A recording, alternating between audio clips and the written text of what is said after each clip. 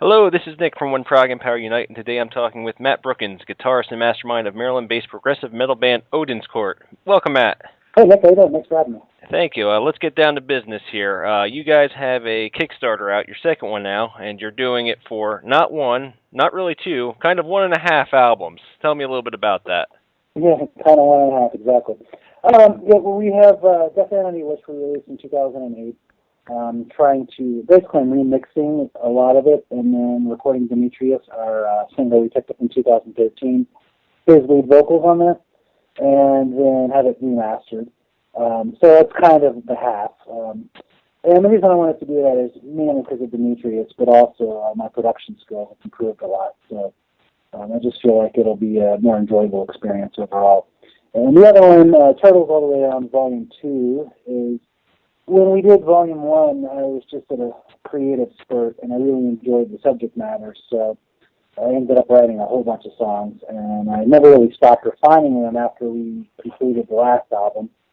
So rather than have them sit on the shelf, I figured I'd just go ahead and do the Volume 2, because it's the same theme and subject matter as the one we released earlier this year. Before I started, I've got new stuff I've been working on, but I didn't want these to kind of just disappear and not be completed. So that's kind of how that came about. And because it is kind of an unusual thing, it's not like a brand new album times two. That's why we kind of rolled them into one. I thought about doing two, but then it just, I don't, the whole crowdsourcing thing, I don't know if you're going to get into those questions, but to me I have mixed feelings on it. So I feel like too much is just, it's too much, you know what I mean? So I think rolling it together would be better. But yeah, your crowdsourcing is a pretty basic one, I would say. Typical digital CD. Not too much off the wall stuff. There's a special happy birthday. There's some coasters, but it's pretty basic to stick with the music. Yeah, that's kind of how we are. I mean, most of our fans tend to be more about the music, or we don't get into. I've seen some people do some pretty cool and creative stuff on there, but. We actually tried that last time to an extent, maybe a few little fun things, which is cool, but it really adds up in terms of the work and starts to take away from the time to be spending on the real part, which is the music. So I tried to simplify it this time and just keep it basic. All right, well, let's talk a little about that. As you mentioned, Turtles 2 is going to be coming on the heels here of Turtles 1 and written, shortly after. I'm guessing that it's going to be very similar musically to the previous album. It is in some ways. I mean, I guess I'm a little biased since I write this stuff, but to me, I feel like our music ends up with a certain sound, if you will, even if the overall feel might be a little different, if that makes sense. Kind of going through our back catalog, I think different albums have a different feel to them, but there's still a sound there that's the core of what we have. So that is there. I would say that, in terms of song length and, the structure, yeah, it's similar. And there's still some heavy and chunky moments, but I would say this one also is a little more in the hard rock realm or album-oriented rock realm, and less in the straight-ahead metal kind of thing, which, Turtles 1 had that as well. So, yeah, I think simple answer is yes. Okay. I think it still kind of has its own little thing going on. All right. One thing I think I don't know this for sure, but I'm expecting the change for Turtles 2 is you did the drums on the first album. I'm guessing that won't be the case for the new one. That is correct. Jerry has been doing drums. In fact, currently we're looking at anywhere from 12 to 14 songs. I'm probably going to end up around 12 or 13 when all is said and done. He has already recorded 8 songs completely. I've actually done some rough mixes, I wouldn't call them mixes, but they're mixed downs of those so he can hear them, because this is his first time recording with a band. So I want to make sure he's happy. A lot of musicians, they're their own worst critics, so while I listen to it, I'm like, wow, that's really cool what you came up with there. He's like, well, kind of what I was going for, but I didn't quite do what I wanted. Sometimes he's like that, and other times he's like, that's it. So there's a little bit of that creative exploration going on with him because where he has recorded in the studio before, it has been a few years. He's primarily been a live player for the past, I don't know, past decade or so. So he's really getting back into it. Okay. But he did a great job. I mean, I think, to me, him being I call it a native drummer, that means his native instrument, whereas for me, I learned drums. That was like my third or fourth instrument that I learned. So I think he has more of that native feel where you can just really feel the beat, whereas I'm kind of more, I don't know what I am. I just do what I got to do to get the job done, you know what I mean? You're a multi-instrumentalist, but drums proficient in, but not your first instrument. Absolutely. Yeah, I've played in bands before, drums, low-key kind of stuff. Okay. Well, you had mentioned that you had 8 tracks already had the drums done for, which gives you an idea, even though you say it might not come out until 2017, this is not a Kickstarter that is going to take for eternity to develop. You're already 8 tracks through drums, which is probably the hardest instrument to record, I'm guessing. So you guys are already fairly underway with things. Absolutely. 100% of the bass is done, 100% of the keyboards, and 100% of the rhythm guitars. Lead guitars, I've done all my parts. Rick's working on his parts. Demetrius and I have started a collaborative process for the vocal melodies. So, yeah, I said 2017 just so we're not off the mark, but I am aiming to have it done in 2016. Perfect. I'm hoping by the summer, just because we're making some progress. The only thing that might slow me down is I'm also working on the Deathanity stuff, but that's 100% done. Dimetrius has already recorded all his vocals. This weekend I worked on flying everything into my master project. I've gotten to 6 tracks, so I've got 2 more to go, and then I can start mixing. So I think that's going to be on target to go for December to be done and released. All right. Well, let me hit on 2 things you said there, one being Dimetrius and the other being Deathanity. Now, for people who aren't familiar with the band, they would have to know that for the longest time, you were the vocalist, the lead vocalist in Odin's Court, but you actually stepped back and had someone else come in to take that over, which is not something that you typically see. Someone who's able to say, okay, I'm not, even though I'm the kind of person in control of things, I'm not the best person for this particular thing. All right. It is unusual. I think I have seen it before. I know that Stradivarius did that, I believe. There have been some bands to do it, but I guess the thing is, to me, I have a unique style, and a lot of people, they like it. It works for the music.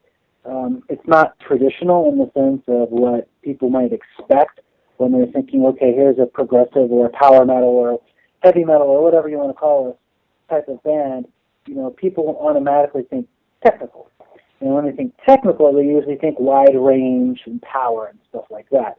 Whereas, I've taken vocal lessons. I'm technical in that sense.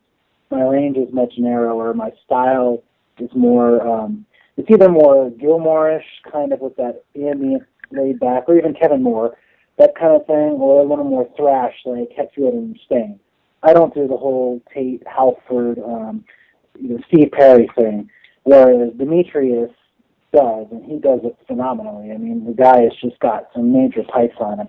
He's got range, and in all honesty, he's just a natural. I've really had to work hard over the years at refining, technically my singing, whereas it just flows.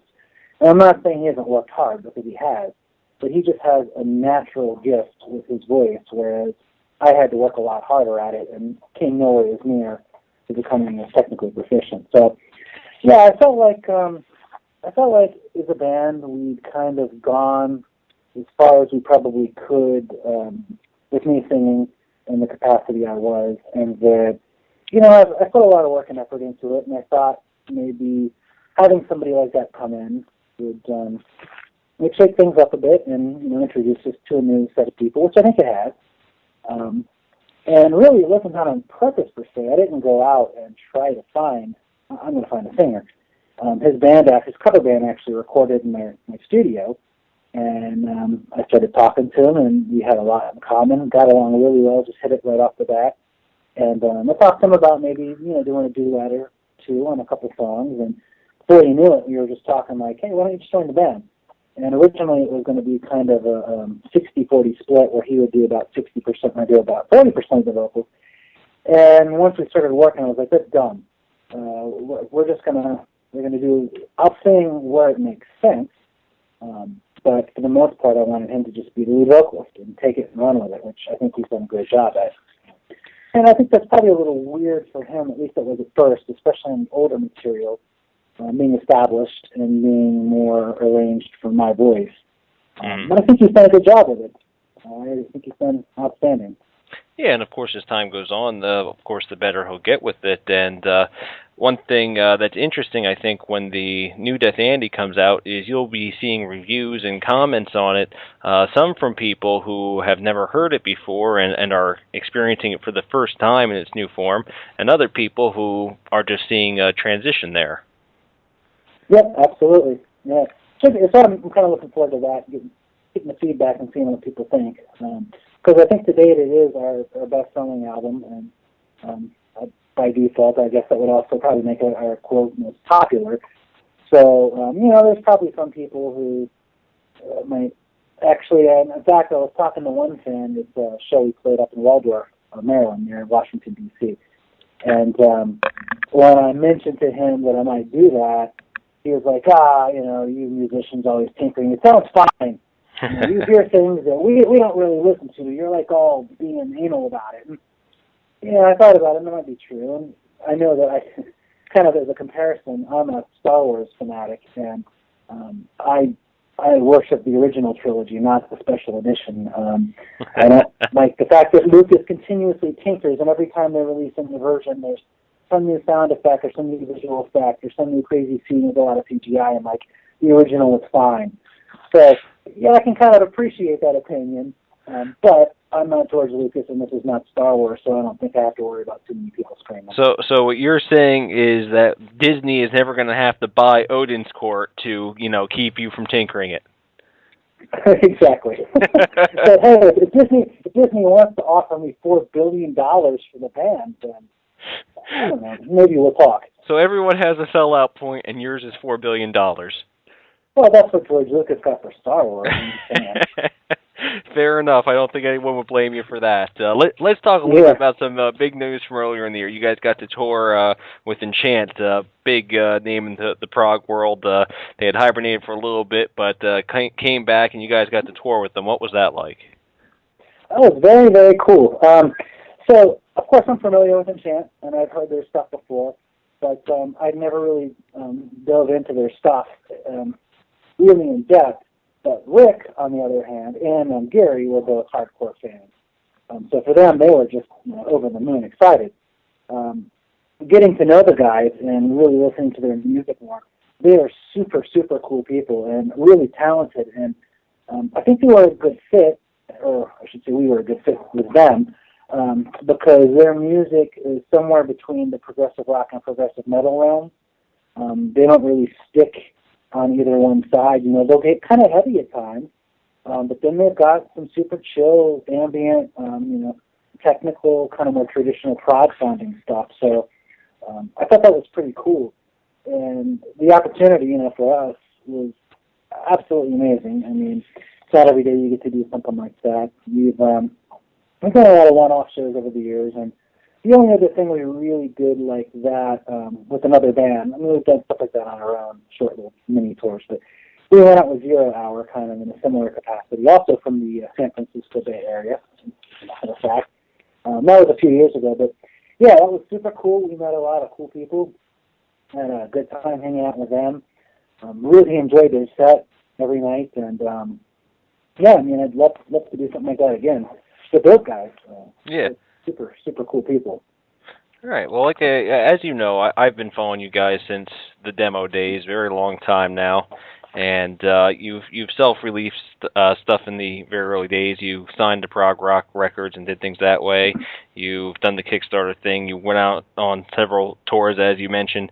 Is there a certain goal or milestone that you think is the next step for the band? Oh, yeah, I mean, I think at some point I'd like to maybe do a little bit longer tour. And I don't mean, like months, but, maybe like 2 weeks tops. The problem is there's that, and I've seen a lot of bands go through it over the years, like Symphony X, and they all had day jobs, and they kind of got to that point where you either have to continue to sacrifice the fact that you might lose your day job because every time you go out on tour, your job's out there when you get back, but you can't do the band full time, or you just got to make that change, have the change in income that goes with it initially, and then rebuild your new job from the ground up. Yeah. And at this point in my life, as much as I'd love to do music for a living, I'm a realist. The market is not the same as it used to be for sales. I don't care what people say about digital. The quantity of sales in the 90s, 80s, and back compared to today, it's just not the same. Touring also is not the same. Shows, people don't come out quite in the same numbers as they used to for lots of reasons. The economy, cost of fuel, things like fires in clubs. I mean, there are a lot of things that have contributed to people's apprehension of going out.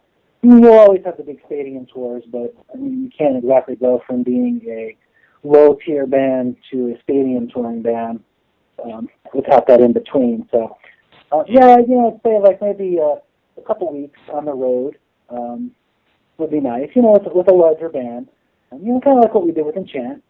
I'd love to play a festival like, something like Razfest, Prog Power, things like that.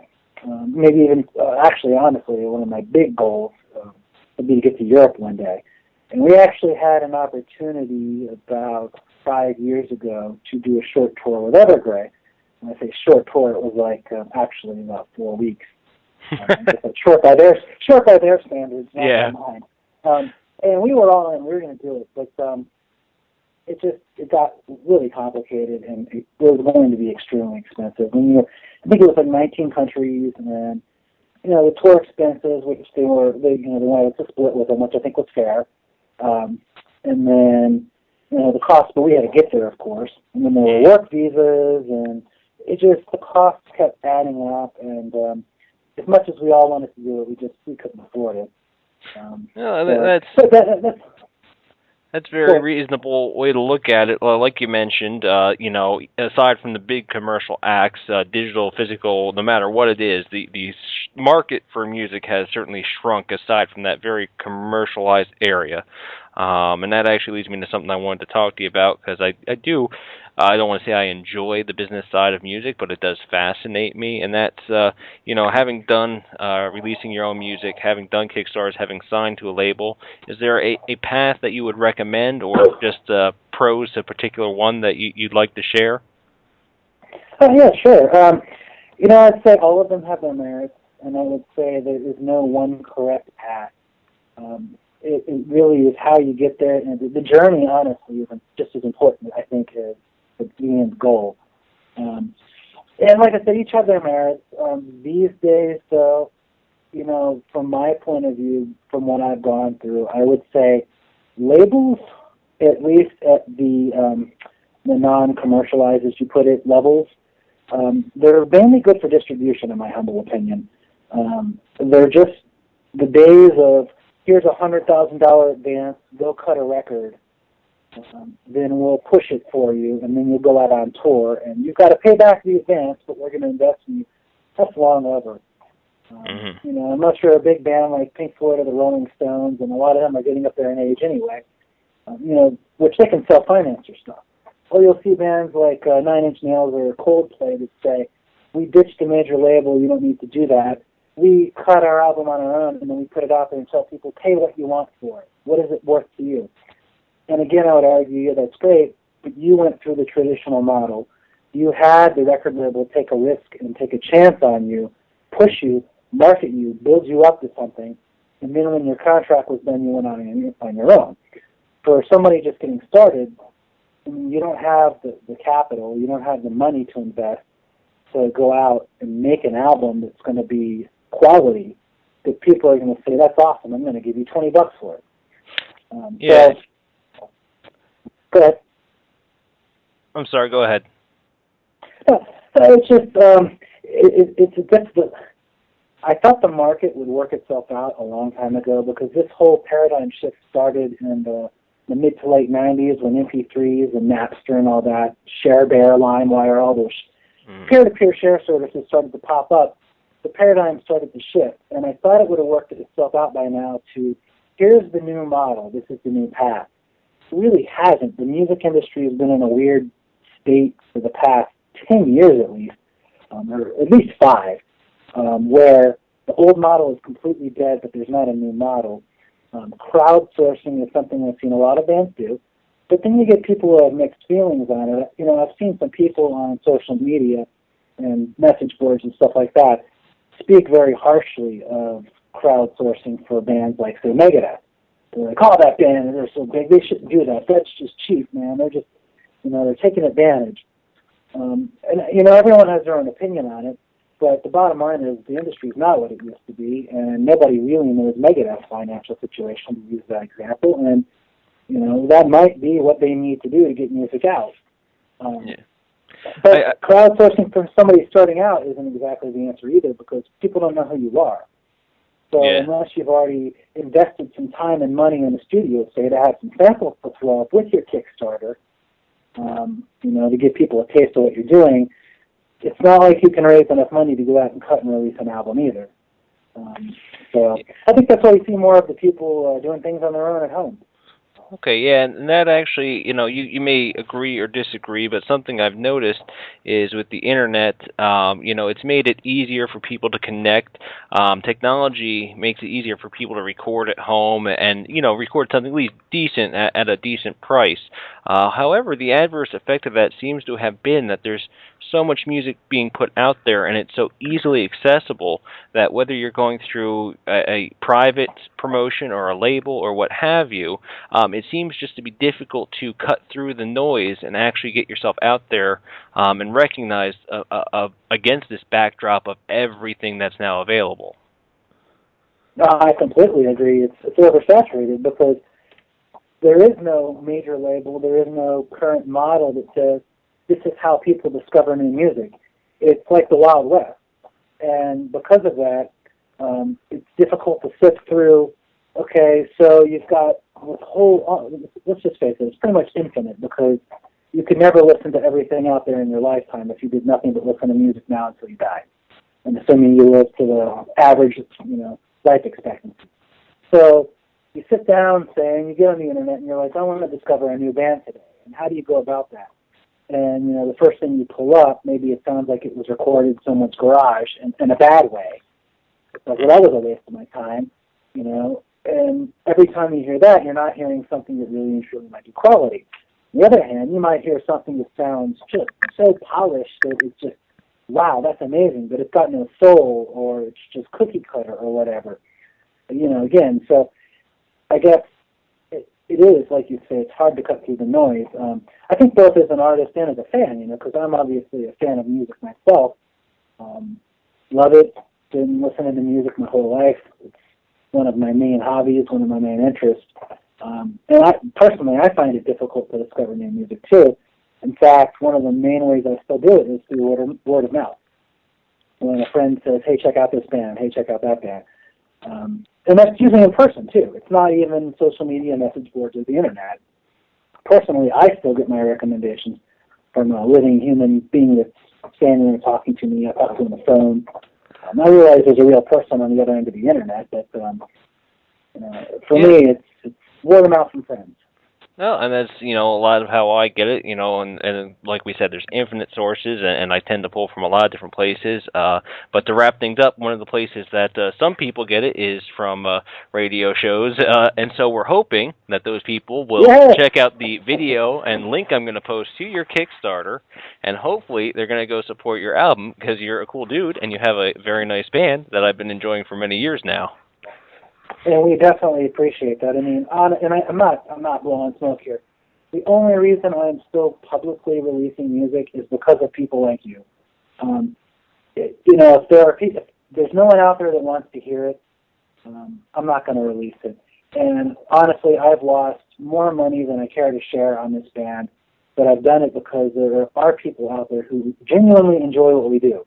And I'm going to keep making and recording music as long as I can, till I die probably. But whether or not I wrap it up in a bow and put it out for sale on the internet or for other people to enjoy, that really depends on people supporting us and people liking our stuff, saying, hey, yeah, these guys are good. I'm going to support them. We've had our stuff downloaded thousands of times on torrent, and presumably some of those people like what they heard but didn't buy it. And that's great, but I can't continue to fund that kind of activity. So, yes, I appreciate the support you have given us over the years, and the radio show, that's perfect. I hope people check out the show, listen, look at the link, like what they hear, and say, yeah, I'll throw these guys a few bucks. Well, that's what I'm hoping. And one thing about the Kickstarter is I think it does give fans who might sometimes feel disconnected from the process. I'm hoping, and I think it has at times, drawn people who might not otherwise spend the money into spending money. It gives them a personal touch with the record, and I really hope it does well. I hope we see you get the support and get it funded fully. I will say, without a doubt, Turtles 1 has been my favorite Odin's Court album to date. I have very high hopes for the second one, and I thank you very much for talking to us, and best of luck with the Kickstarter, Matt. Well, thanks for having me. I appreciate it, Nick.